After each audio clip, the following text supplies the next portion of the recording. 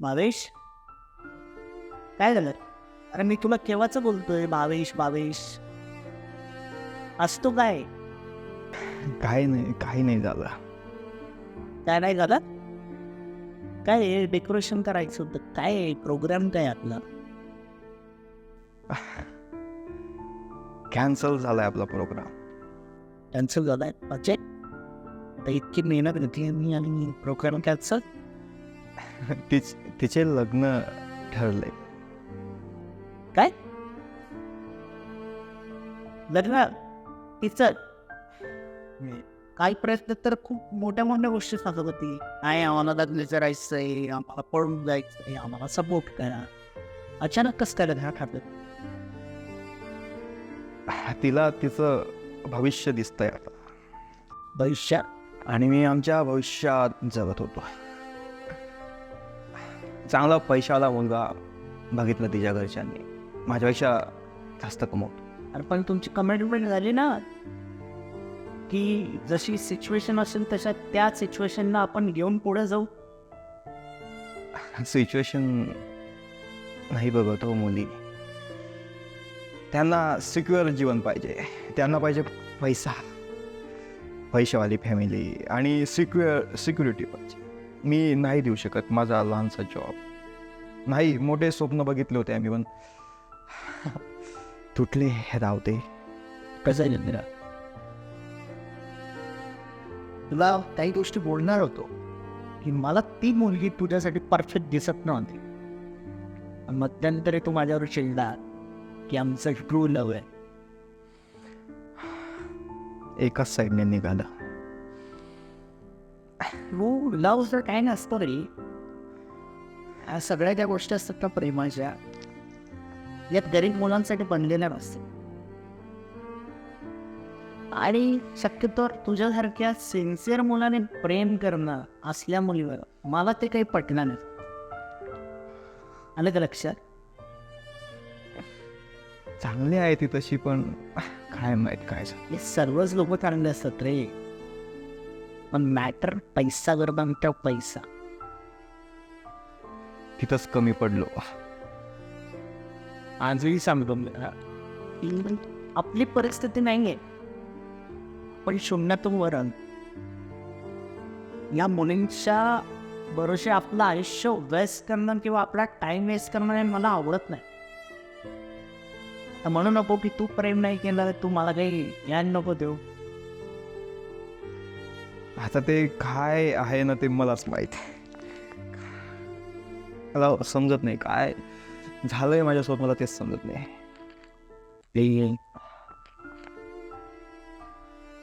प्रेम जे असतं ना,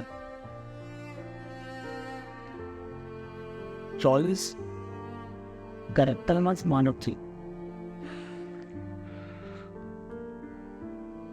जाऊ दे, काय माहिती की ते मला ते बोलले की मलाही तू खूप आवडतो, पण माझ्या घरच्यांनी माझं लग्न फिक्स केलंय आणि तो कमवायलाही तुझ्यापेक्षा चांगला आहे, फॅमिली चांगली आहे. मी सिक्युअर राहील तिच्यासोबत, माझं भविष्य सिक्युअर आहे. का सिक्युरिटी तू नाही देऊ शकत? सध्या त्याच्यापेक्षा तर कमीच कमवतो मी. तर तिला भविष्य माझ्यात नाही दिसत आहे, तिला त्याच्यात भविष्य दिसत. तुला सांगू रे, आजकालच्या मुलीचा आज मोठा प्रॉब्लेम आहे. मुली माणसाकडे नाही बघ, पैशाकडे बघतो. आणि मुली चॉईस करताना एकच डिसिजन चुकतो,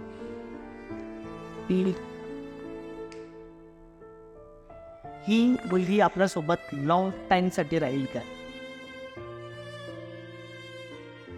मित्रा, उदास होऊन नाही चालत.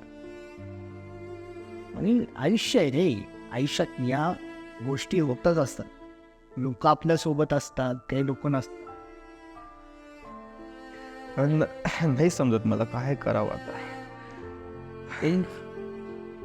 प्रेमाची अशी सिच्युएशन आहे की त्याच्यातून आपण बाहेर नाही पडू शकत. ठीक आहे, अहो सर, मी बोलतो त्या मुलीला.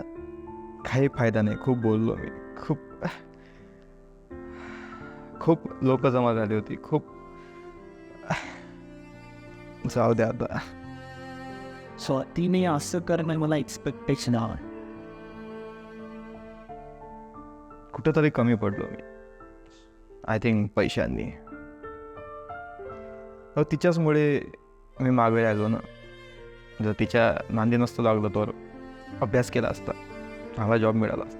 पण तुम्हाला तुमच्यासारख्या आताच्या मुलांना ॲडवाईस नाही तर की आपण आपलं फ्युचर कशात बेनिफिट आणि तिथं मुली मागे आपलं फ्युचर बघतात आणि आपली जे करिअर असेल लॉसमध्ये राहणं. एकच टायगर. आजचा हा दिवस आहे ना, खूप रडलं पाहिजे माणसाने हसलं पाहिजे, रडलं पाहिजे. आणि ते दुःख आहे ना, त्या रडण्यामध्ये असं वाहून गेलं पाहिजे.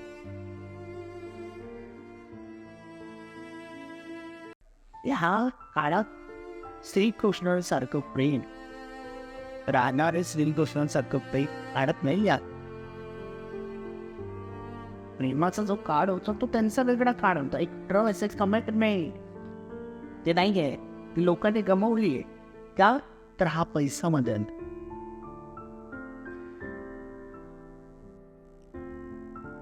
आणि तुझ्यासारखा सिन्सिअर शांत मुलगा,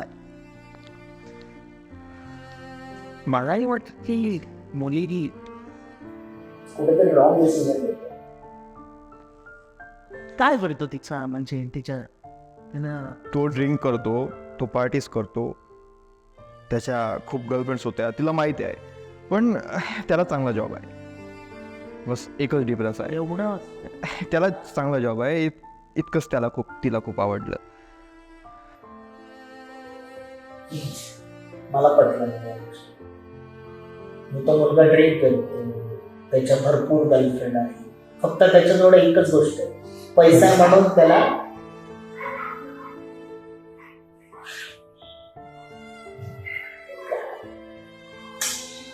ठीक आहे. असू नये. काय नाही, एक स्वाती गेल्याने आपण 1000 स्वाती उभं करू शकतो. पैसाच पाहिजे ना लोकांना. कमवत आपण पण पैसा कमवत. प्रेमात पडण्यापेक्षा पैसा कमवण्यासाठी. आता मला प्रेम नाही, पैसा.